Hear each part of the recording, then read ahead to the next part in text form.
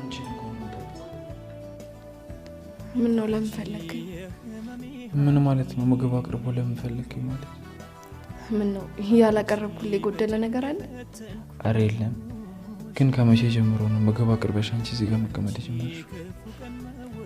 አንዳንዴ እኮ ሁሉም ነገር ካቅም በላይ ሲሆን እንደዚህ ማድረግ አይቀርም። ምን ማለት ነው? በቃ ሻው እንዳይቀዘቅዝብኝ ሄድናል።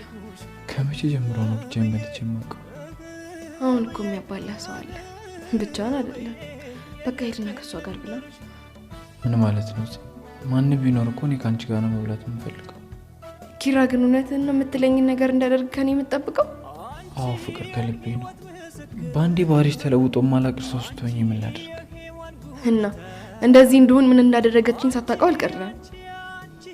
እሺ ግን አሁን የቤቲ መምጣት ይሄን ያህል እኛ መሀል ችግር መፍጠር ነበረበት? አረ እና ማን ቢመጣ ነው እኛ መሀል ችግር የሚፈጠረው?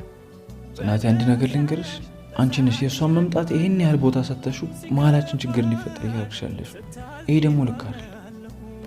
በቃ ምንም ያህል ታጋሽ ብሆንም እኮ እኔም የማላስነካው የራሴ የሆነ ድንበር አለኝ። እና ቆይ እኔ ወድጄ ነው እዚህ ሁሉ ነገር ውስጥ የገባሁት?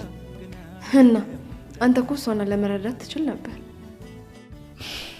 ምንም እኮ እሷ የክፋትን ጥግ ብታሳየንም እናቷ ግን ታሳዝናለች። አስቢው እስኪ፣ አንድ እናት ተንበርክካ እየለመነችኝ ምን ማድረግ ነበረብኝ? አላቅም። በቃ አስበህ በወሰንከው ነገር ላይ አሁን አስተያየት እንድሰጣት ጠይቀኝ።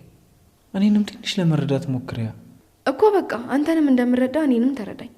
እንዴ እሷ እዚህ ቤት እያለች ደስተኛ ሁኛ አትበለኝ ጽናቴ። በቃ ኪራ ለህልም ግፋለሁ። ግባና